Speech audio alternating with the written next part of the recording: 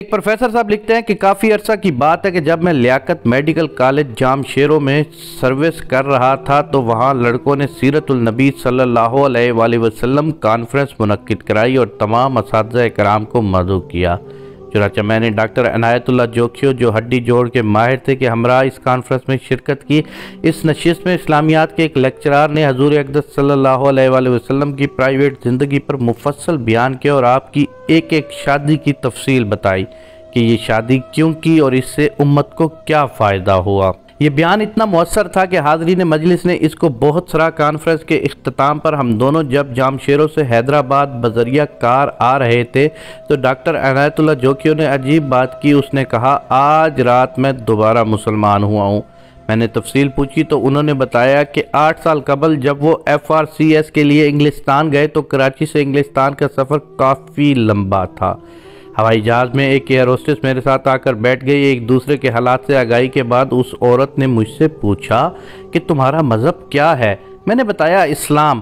ہمارے نبی صلی اللہ علیہ وآلہ وسلم کا نام پوچھا۔ میں نے حضرت محمد صلی اللہ علیہ وآلہ وسلم بتایا۔ پھر اس لڑکی نے سوال کیا کہ کیا تم کو معلوم ہے کہ تمہارے نبی نے 11 شادیاں کی تھی؟ میں نے لا علمی ظاہر کی تو اس لڑکی نے کہا یہ بات حق اور سچ ہے۔ اس کے بعد اس لڑکی نے حضور اکرم صلی اللہ علیہ وآلہ وسلم کے بارے میں معاذ اللہ نفسیاتی خواہشات کے غلبے کے علاوہ 2-3 دیگر الزامات لگائے، جس کے سننے کے بعد میرے دل میں نعوذ باللہ حضور اکرم صلی اللہ علیہ وآلہ وسلم کے بارے میں نفرت پیدا ہو گئی، اور جب میں لندن کے ہوائی اڈے پر اترا تو میں مسلمان نہیں تھا۔ 8 سال انگلستان میں قیام کے دوران میں کسی مسلمان کو نہیں ملتا تھا، حتیٰ کہ عید کی نماز تک میں نے ترک کر دی۔ اتوار کو میں گرجوں میں جاتا اور وہاں کے مسلمان مجھے عیسائی کہتے تھے۔ جب میں 8 سال بعد واپس پاکستان آیا تو ہڈی جوڑ کا ماہر بن کر لیاقت میڈیکل کالج میں کام شروع کر دیا۔ یہاں بھی میری وہی عادات رہیں۔ آج رات اس لیکچرار کا بیان سن کر میرا دل صاف ہو گیا اور میں نے پھر سے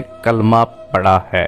غور کیجئے ایک عورت کے چند کلمات نے مسلمان کو کتنا گمراہ کیا ہے، اور اگر آج ڈاکٹر عنایت اللہ کا یہ بیان نہ سنتا تو پتہ نہیں میرا کیا بنتا۔ اس کی وجہ ہم مسلمانوں کی کم علمی ہے۔ ہم حضور اکرم صلی اللہ علیہ وآلہ وسلم کی زندگی کے متعلق نہ پڑھتے ہیں اور نہ جاننے کی کوشش کرتے ہیں۔ کئی میٹنگ میں جب کوئی ایسی بات کرتا ہے تو مسلمان کوئی جواب نہیں دیتے، ٹال دیتے ہیں، جس سے اعتراض کرنے والوں کے حوصلے بلند ہو جاتے ہیں۔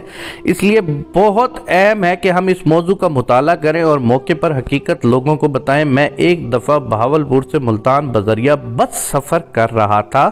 ایک آدمی لوگوں کو حضور اکرم صلی اللہ علیہ وسلم کی شادیوں کے بارے میں گمراہ کر رہا تھا۔ میں نے اس سے بات شروع کی تو وہ چپ ہو گیا اور باقی لوگ بھی ادھر ادھر ہو گئے۔ لوگوں نے حضور اکرم صلی اللہ علیہ وآلہ وسلم کی عزت اور ناموس کی خاطر جانیں قربان کی ہیں۔ کیا ہمارے پاس اتنا وقت نہیں کہ ہم اس موضوع کے چیدہ چیدہ نکات کو یاد کر لیں اور موقع پر لوگوں کو بتائیں؟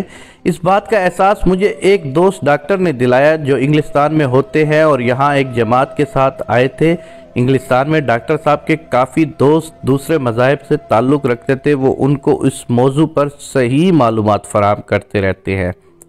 انہوں نے چیدہ چیدہ نکات بتائے جو میں پیش خدمت کر رہا ہوں۔ اتوار کے دن ڈاکٹر صاحب اپنے دوستوں کے ذریعے گرجا گھر چلے جاتے ہیں، وہاں اپنا تعارف اور نبی اکرم صلی اللہ علیہ وسلم کا تعارف کراتے ہیں۔ عیسائی لوگ خاص کر مستورات آپ کی شادیوں پر اعتراض کرتی ہیں۔ ڈاکٹر صاحب جو جوابات دیتے ہیں وہ مدرجہ ذیل ہیں۔ میرے پیارے نبی نے عالم شباب میں 25 سال کی عمر میں ایک سن رسیدہ بیوہ خاتون حضرت خدیجہ رضی اللہ تعالیٰ عنہ سے شادی کی۔ حضرت خدیجہ رضی اللہ تعالیٰ عنہ کی عمر 40 سال تھی اور جب تک حضرت خدیجہ رضی اللہ تعالیٰ عنہ زندہ رہیں آپ نے دوسری شادی نہیں کی۔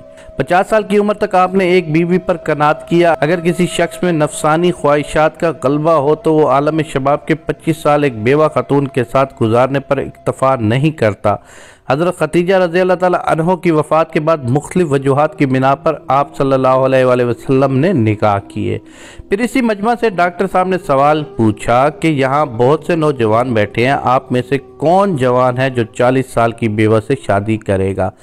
سب خاموش رہے۔ ڈاکٹر صاحب نے ان کو بتایا کہ نبی کریم نے یہ کیا ہے۔ پھر ڈاکٹر صاحب نے سب کو بتایا کہ جو 11 شادیاں آپ صلی اللہ علیہ وسلم کی ہیں سوائے ایک کے باقی سب بیوگان تھی۔ یہ سن کر سب حیران ہو گئے۔ پھر مجمع کو بتایا کہ جنگ احد میں 70 صحابہ رضی اللہ تعالیٰ عنہ شہید ہوئے، نصف سے زیادہ گھرانے بے آسرا ہو گئے، بیوگان اور یتیموں کا کوئی سہارا نہ تھا۔ اس مسئلہ کو حل کرنے کے لیے نبی کریم نے اپنے صحابہ کو بیوگان سے شادی کرنے کو کہا۔ لوگوں کو ترغیب دینے کے لیے صلی اللہ علیہ وآلہ وسلم نے حضرت سودا رضی اللہ تعالیٰ عنہ، حضرت ام سلمہ رضی اللہ تعالیٰ عنہ، حضرت زینب بنت خزیمہ رضی اللہ تعالیٰ عنہ سے مختلف اوقات میں نکاح کیے۔ آپ کو دیکھا دیکھی صحابہ کرام نے بھی مختلف بیوگان سے شادی کی، جس کی وجہ سے بے آسرا خواتین کے گھر آباد ہو گئے۔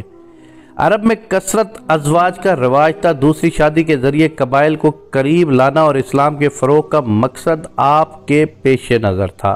ڈاکٹر صاحب نے بتایا کہ عربوں میں دستور تھا کہ جو شخص ان کا داماد بن جاتا اس کے خلاف جنگ کرنا اپنی عزت کے خلاف سمجھتے۔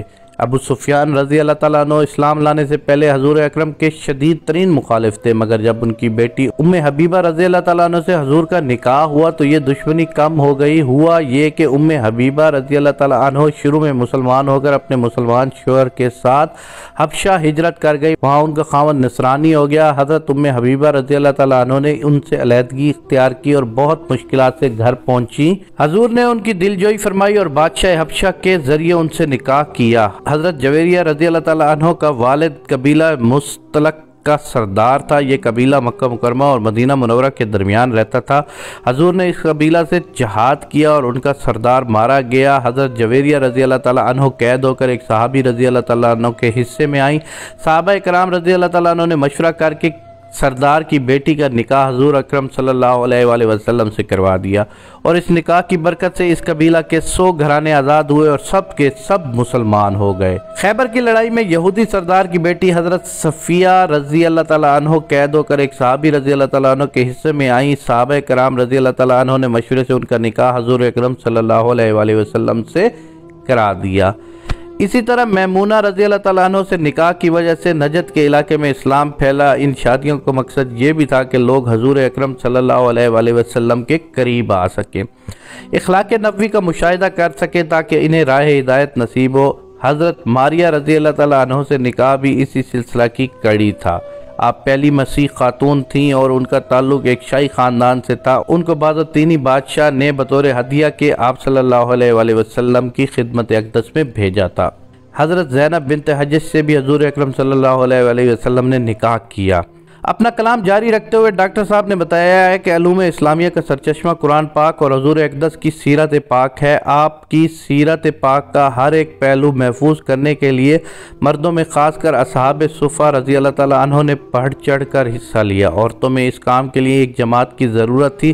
ایک صحابیہ سے کام کرنا مشکل تھا۔ اس کام کی تکمیل کے لیے آپ نے کئی نکاح کیے۔ آپ نے حکمہ ازواج مطہرات رضی اللہ تعالیٰ عنہ کو ارشاد فرمایا کہ ہر اس بات کو نوٹ کریں جو رات کے اندھیرے میں دیکھیں۔ حضرت عائشہ رضی اللہ تعالیٰ عنہ جو بہت ذہین، زیرک اور فہیم تھیں، حضور اکرم صلی اللہ علیہ وسلم نے نسوانی احکام اور مسائل کے متعلق آپ کو خاص طور پر تعلیم دی۔ حضور اقدس کی وفات کے بعد حضرت عائشہ رضی اللہ تعالیٰ عنہ 48 سال تک زندہ رہیں اور 2210 احادیث آپ رضی اللہ تعالیٰ عنہ سے مروی ہیں۔ صحابہ کرام رضی اللہ تعالیٰ عنہ اجمعین فرماتے ہیں کہ جب کسی مسئلے پر شک ہوتا تو حضرت عائشہ رضی اللہ تعالیٰ عنہ کو اس کا علم ہوتا۔ اسی طرح حضرت ام سلمہ رضی اللہ تعالیٰ عنہ کی روایات کی تعداد بھی 368 ہے۔ ان حالات سے ظاہر ہوا ہے کہ ازواج مطہرات رضی اللہ تعالیٰ عنہ کے گھر عورتوں کی دینی درسگاہیں تھیں، کیونکہ یہ تعلیم قیامت تک کے لیے تھیں اور ساری دنیا کے لیے تھیں۔ اس وقت ذرائع ابلاغ محدود تھے، اس لیے کتنا جانفشانی سے یہ کام کیا گیا ہوگا اس کا اندازہ آج نہیں لگایا جا سکتا۔ آخر میں ڈاکٹر صاحب نے بتایا ہے کہ یہ مذکورہ بالا بیان میں گرجوں میں لوگوں کو سناتا ہوں اور وہ سنتے ہیں، اور ہدایت دینا باقی اللہ تعالیٰ کے ہاتھ میں ہے۔ اگر پڑھے لکھے مسلمان ان نکات کو یاد کر لیں اور کوئی بدبخت حضور کی ذات پر حملہ کرے تو ہم سب اس کا دفاع کر سکیں۔